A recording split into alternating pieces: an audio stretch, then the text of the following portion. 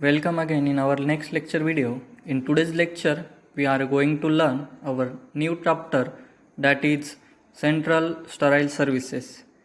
In this chapter, we study the sterile services into the hospital pharmacy.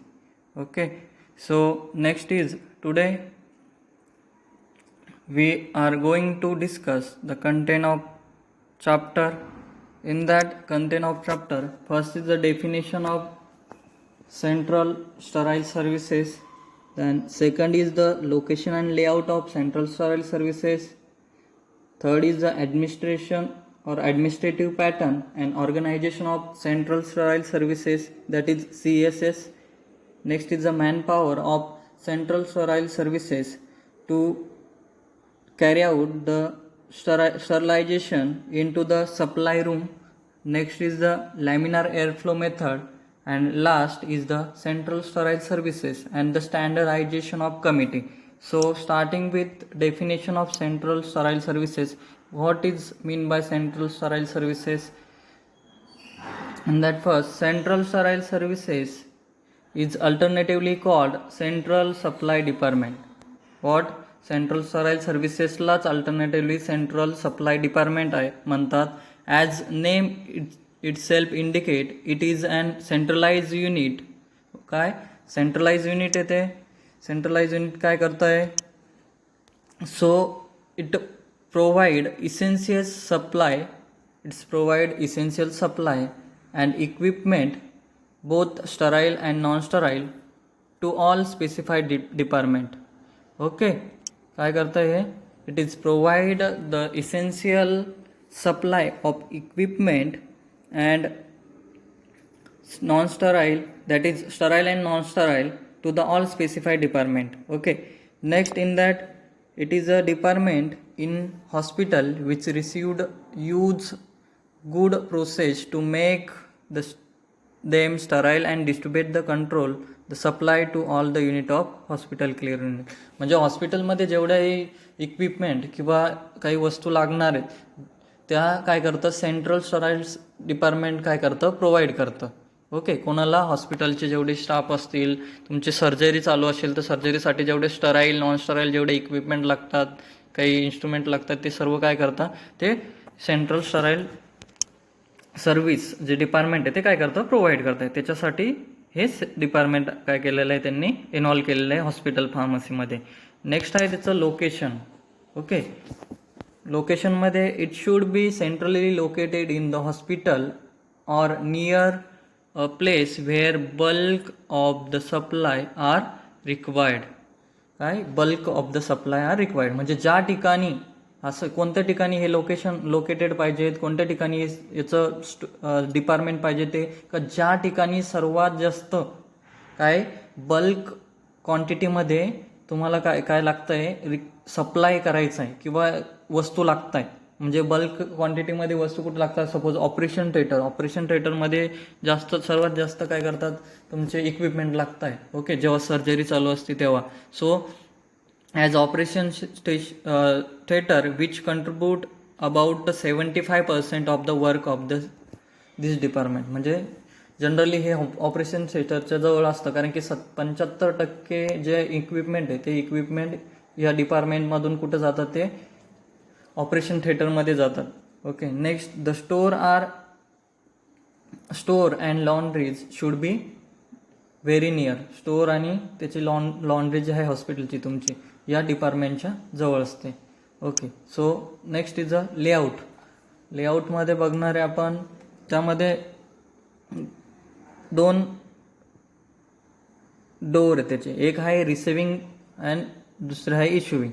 Receiving म्हणजे जेवढे हे non sterile म्हणजे स्टरलायझेशनसाठी, okay, क्लिनिंगसाठी जे द्यायचे तुम्हाला इक्विपमेंट, ते इक्विपमेंट ह्या रिसिव्ड याच्यामधून काय करतात? ते रिसिव्ह करतात डिपार्टमेंटमध्ये, आणि या ठिकाणावरून इश्यूच्या ठिकाणावरून, इश्यूच्या विंडोमधून किंवा इश्यूच्या डोअरमधून काय करतात? सर्व मटेरियल काय करतात? ते तुमचे स्टराईल जेवढे मटेरियल आहे तेवढे काय करतात? फिजिशियन किंवा नर्सेस काय करतात? ते इश्यू करतात यूज करण्यासाठी. यामध्ये या डिपार्टमेंट किंवा या लेआउटमध्ये अजून 2 गोष्टी दिलेल्या आहेत. त्यामध्ये पहिली जी आहे ती दोन एरिया दिलेले आहे यामध्ये, एक आहे डर्टी एरिया, दुसरा आहे clean area. Okay, dirty area and clean area. आता हे डर्टी एरिया आणि क्लीन एरिया काय? क्लीन एरियामध्ये तुमचे जे स्टरलायझेशन चेंबर आहे किंवा स्टरलायझेशन युनिट आहे हे स्टरलायझेशन युनिट्स असतं. ओके, ह्या ठिकाणी काय करताय, जेवढेही तुमचे स्टरलायझेशनसाठी इक्विपमेंट किंवा जे सर्जरी इन्स्ट्रुमेंट आलेले ते इन्स्ट्रुमेंट काय करतात, ह्या चेंबरमध्ये काय स्टरलाइज करतात. त्याच्यामध्ये हँड ग्लोव्ज असतात तुमचे, काही सोल्युशन असतील, निडल्स असतील, किट्स असतील किंवा सिरिंज असतील. या सर्व सिरिंज आणि ते एवढे इक्विपमेंट काय करतात किंवा हे सर्व काय करतात, स्टरलाइज करतात.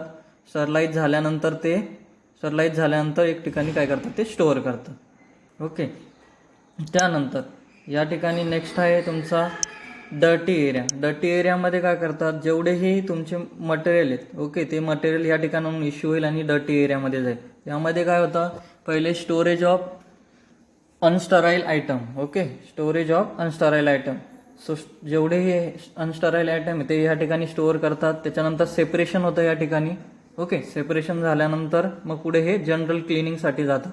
जनरल क्लिनिंग झाल्यानंतर मग ते स्टरलायझेशनला जातात पुढे डायरेक्टली. ओके, हा झाला तुमचा लेआउट ऑफ तुमचा सेंट्रल स्टराईल सर्व्हिसेस. नेक्स्ट आहे तुमचा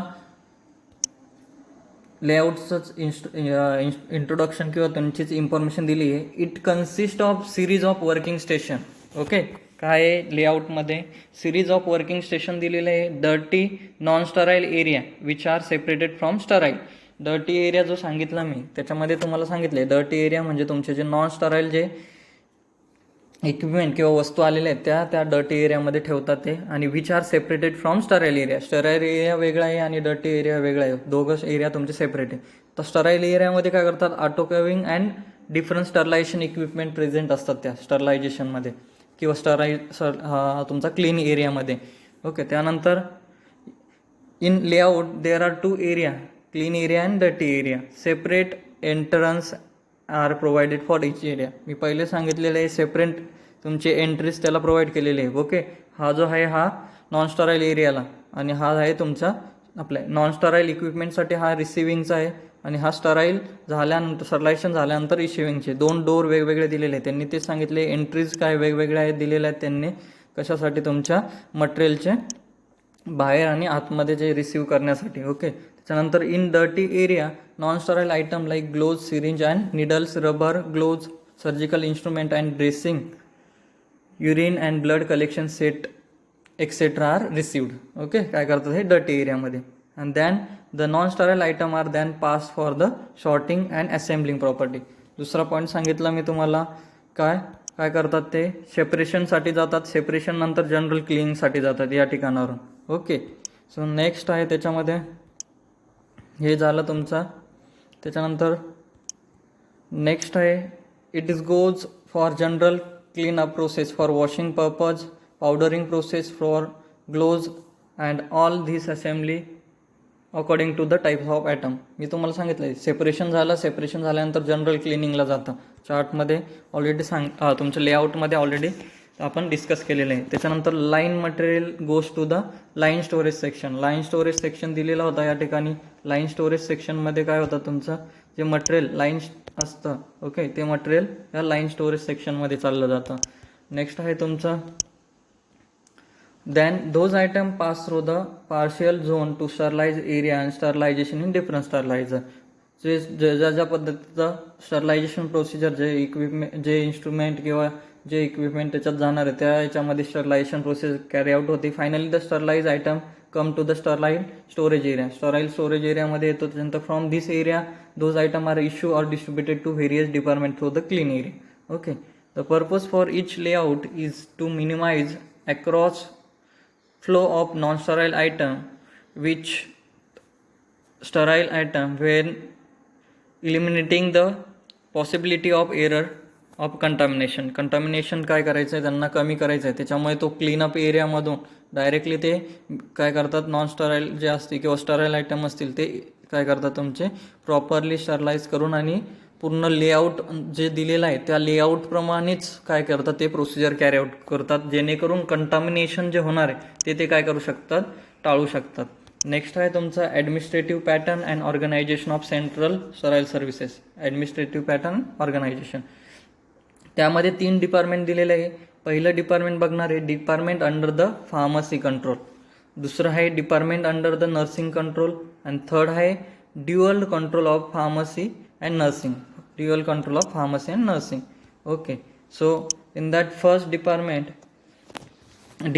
as a part of nursing services. Okay, नर्सिंगचं पहिलं department, the majority of item to be dispense as use by the nurse for the patient care. Okay, hence the nurse is a work as a head of the department as part of the nursing services मध्ये जेवढेही फार्मासिस्टने dispense केलेले असतील medicine, okay, ते सर्व कोण पेशंटपर्यंत पोचवतं किंवा पेशंटला कोण देतं, पेशंटची केअर कोण घेतं, हे आहे ते नर्स घेतात. ओके, सो नर्स हे जे आहे ते ह्या हेड ऑफ डिपार्टमेंटचे काय झालेले आहे, ह्या डिपार्टमेंटचे हेड झालेले. ओके, नेक्स्ट आहे डिपार्टमेंट अंडर द फार्मसी. फार्मसिस्टच्या अंडर डिपार्टमेंट जे आहे ते pharmacy. Okay, pharmacist by taking training is competent to handle the function of department, that is purchase, storage, distribution of supply and also the preparation of sterile solution.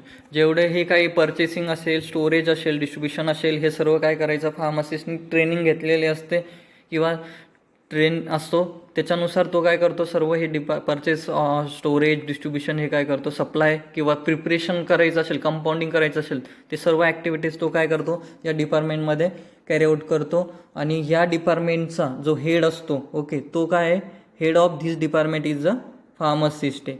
पहिला जो department बघितला त्याचा head कोण होता, nurse होते. Okay, दुसरा जो department आहे फार्मसिस्टचा त्याचा हेड कोण आहे, फार्मासिस्ट आहे. आणि नेक्स्ट आहे third department, that is the department under dual control of pharmacist as well as nurses. दोघांचा या ठिकाणी काय, दोघं मिळून काय करतात, हे वर्क करतात. Some function of department like cleaning, packaging and distribution of medical supply and equipment should be place in charge of nurses. Okay, nurses where manufacturing of the sterile solution should be place in the order of charge pharmacist. म्हणजे काय आहे, cleaning असेल, packaging असेल किंवा distribution असेल, medical supply असेल, equipment असतील, हे सर्व चार्ज कोण घेतं, नर्स घेते. ओके, आणि दुसरं आहे तुमचं, हे कोण घेतं चार्ज, नर्स घेते. आणि दुसरं आहे मॅन्युफॅक्चरिंग असेल काही स्टराईल सोल्युशनचं, हे कोण घेतं, फार्मसिस्ट घेतं. म्हणजे ड्युअल रोल काय करतात ते प्ले करतात या डिपार्टमेंटमध्ये. ओके, थर्डमध्ये नेक्स्ट आहे तुमचं manpower of sterile supply department. As adequate manpower trained formally in all the function the department is expected to perform is difficult to recircuit. The policy of non-job training is adopted for this department. The training is necessary for developing skill in the area. Okay, manpower of sterile supply department. मग sterile supply department मध्ये आपल्याला मॅनपॉवरची आवश्यकता आहे, कारण की sterilisation carry out करायचं आहे, contamination पण होऊ द्यायचं नाही आपल्याला. आणि जो आपल्याला मॅनपॉवर असेल किंवा एम्प्लॉय लागेल त्या ठिकाणी वर्किंग करण्यासाठी, तो वेल क्वालिफाय आणि त्याच्यानंतर तुमचा एक्सपिरियन्स पर्सन त्या ठिकाणी लागेल, स्किल लागेल त्याला, त्याच्यामध्ये चांगलं व्यवस्थित स्किल पाहिजेत, जेणेकरून तो स्टराईल एरियामध्ये काम करण्यासाठी काय पाहिजे, तो व्यवस्थित ट्रेन पाहिजे ते. ओके, जेणेकरून कंटामिनेशनचा जो प्रॉब्लेम आहे किंवा कंटामिनेशनचे जे प्रॉब्लेम येतात ते त्यांनी काय केले पाहिजे, ते अवॉइड केले पाहिजेत. Okay, so manpower of central sterile services CSSR should be adequate manpower with the knowledge of the following area. आता त्या पर्सनला कोणत्या एरियाचं नॉलेज पाहिजे, ते पहिले आहे प्रिन्सिपल ऑफ स्टरलायझेशनचे वेगवेगळे प्रिन्सिपल आहे ते त्याला माहिती पाहिजेत. ऑटोक्लेविंग जे आहे, ऑटोक्लेविंगसुद्धा त्याला माहिती पाहिजे ते. त्याच्यानंतर गॅसियस स्टरलायझेशन आहे. ओके, सो गॅसियस स्टरलायझेशन पण त्याला काय पाहिजेत, माहिती पाहिजे ते. नेक्स्ट आहे identification of surgical instrument. Okay, identification of surgical instrument, जे सर्जिकल इन्स्ट्रुमेंट आहे त्यांचं आयडेंटिफाय झालं पाहिजे, कारण की सेपरेशन करायचं आहे आपल्याला. ओके, वेगवेगळे जेव्हा लेआउटमध्ये तुम्ही लेआउट बघताय त्याच्यामध्ये सेपरेशन करायचं आहे, मग त्यांनी त्या व्यक्तीला आयडेंटिफाय झाले पाहिजेत का सर्जिकल इन्स्ट्रुमेंट कोणते, नॉन सर्जिकल कोणते, सर्व ते त्यांनी हे केले पाहिजे. त्यांना assembly of treatment trays treatment जे ट्रेज आहे त्याची असेंब्ली त्याला जमली पाहिजेत, डिसेंबली पण जमली पाहिजेत. ओके, म्हणजे जे काही असेंबल केलेले असतात काही पार्ट्स, सर्व पार्ट्स असेंबल करून एक इक्विपमेंट किंवा इन्स्ट्रुमेंट बनवले असतात, तर मग त्याची ती डिसेंबली पण करता आली पाहिजे त्याला आणि असेंबल पण करता आले पाहिजे. ओके, नेक्स्ट आहे cleaning and assembling equipment. Cleaning करायचं इक्विपमेंट, त्याच्यानंतर असेंबल करायचं हे पण जमलं पाहिजे. आणि मायक्रोबियल टेस्टिंग, काही मायक्रोबियल टेस्टिंग फॉलो करावं लागतात, म्हणजे जेणेकरून तुमचं जे इन्स्ट्रुमेंट आहे किंवा इक्विपमेंट आहे तुम्ही जे स्टराईज केलेलं आहे ते स्टराईल झालं की नाही त्याच्यासाठी मायक्रोबियल टेस्टिंग असतात, तर ते टेस्टिंगसुद्धा त्याला आल्या पाहिजेत करता. ओके, त्याच्यानंतर लॅमिनार एअर फ्लो मेथडमध्ये many hospital have started IV solution additive procedure. Okay, an atmosphere of microfilter air is necessary for doing sterilization. For this microfilter air over the cabinet work area opening keep away the dust particle from entering the work area. Okay, micro किंवा laminar flow method काय करते किंवा कुठे use केलेली त्यांनी आत्ता सांगितलं. खूप हॉस्पिटलमध्ये ही प्रोसेस काय केलेली स्टार्ट केलेली, जेव्हा ते IV सोल्युशन ॲडिटिव्ह प्रोसिजरने जेव्हा प्रिपेअर करतात त्याच्यासाठी यूज केलेले. लॅमिनार एअर फ्लोमध्ये मायक्रोफिल्टर काय केलेले असतात, फिट केलेले असतात. आणि जास्त करून म्हणजे जेणेकरून जे स्टरलायझेशनची प्रोसिजर आहे त्या प्रोसिजरमध्ये लॅमिनार एअर फ्लो यूज करतात. मायक्रोफिल्टर्स त्याच्यामध्ये फिट केलेले असते त्या कॅबिनेटमध्ये. ते काय करतात, जे पार्टिकल जी डस्ट आहे, ओके, पर्टिक्युलर मॅटरची जी डस्ट आहे ती एंटर होऊ देत नाही तुमच्या वर्किंग एरियामध्ये, जे त्या फिल्टरमध्ये अडकून जाते ते. आणि जी फ्रेश एअर आहे, जी विदाऊट डस्ट एअर, ओके, ती एअर काय करतं तुमच्या त्या वर्किंग एरियामध्ये येते. The work station is called laminar flow work station. This possibility of installing laminar flow method should be carefully consider by the pharmacist who proceed parental fluid. आणि laminar air फ्लोचा जे तुमचं sterile केलेलं जे वस्तू असेल किंवा काही प्रिपरेशन असेल ते प्रिपरेशनमध्ये मायक्रो ऑर्गॅनिझमचे कंटामिनेशन न होऊ देण्यासाठी लॅमिनार फ्लो मेथड खूप गरजेची. आणि त्यामुळे या फिल्टरमधून कोणतेही पर्टिक्युलेट मॅटर असो किंवा मायक्रो ऑर्गॅनिझमसुद्धा काय होतं, पास नाही होत. त्याच्यानंतर central sterile service and the standardization committee. आता सेंट्रल स्टराईल सर्व्हिस आणि त्याचे स्टँडर्डायझेशन कमिटीमध्ये the standardization committee seeks to standardize procedure and equipment. Okay, जे स्टँडर्ड प्रोसिजर आहेत, जे स्टँडर्ड प्रोटोकॉल आहेत ते तुम्ही फॉलो करायचे. आणि ते फॉलो करण्यासाठी तुम्हाला काय करते, ही गाईड करते. कशासाठी, जे सेंट्रल स्टराईल सर्व्हिस तुम्ही जे एक हॉस्पिटलमध्ये कॅरी आउट करतात, जे डिपार्टमेंट कॅरी आउट करतात त्याच्यासाठी रूल्स रेग्युलेशन कोण देते तुम्हाला, स्टँडर्डाइज कमिटी. आणि स्टँडर्ड प्रोसिजर असेल, प्रोटोकॉल असतील तेच फॉलो करून तुम्ही ऑल प्रोसिजर आणि इक्विपमेंट काय करायचे, स्टरलाइज करायचे. The committee consist of representative from clinical. मग आता ह्या कमिटीमध्ये कोणत्या कोणत्या डिपार्टमेंटचे रिप्रेझेंटेटिव्ह असतात. ओके, त्यामध्ये क्लिनिकल, त्याच्यानंतर surgical department and also laboratories, administration, radiologist, pathologist, nursing and pharmacy department and central sterile services. Okay, एवढ्या डिपार्टमेंटचे माणसं तुम्हाला रिप्रेझेंटेटिव्ह म्हणून काय करतात, त्या स्टँडर्डायझेशन कमिटीमध्ये काम करतात. आणि ते तुम्हाला काय करतात, गाईडलाईन देतात. त्याच्यानंतर तुमची डिपार्टमेंटची इन्क्वायरी करतात, त्याच्यानंतर इन्व्हेस्टिगेशन करतात. The committee prepare a standard manual or current practice manual. आणि त्या कमिटीने काय केलेलं आहे, स्टँडर्ड मॅन्युअल आणि एक करंट प्रॅक्टिकल मॅन्युअल त्यांनी काय केलेलं आहे, पब्लिश केलेलं आहे. त्याच पद्धतीने पूर्ण क्लिनिकल सर्व्हिस डिपार्टमेंटला किंवा सेंट्रल स्टराईल सर्व्हिस डिपार्टमेंटला काय करायचं आहे, वर्क करायचं आहे या हॉस्पिटलमध्ये. Okay, so thank you very much.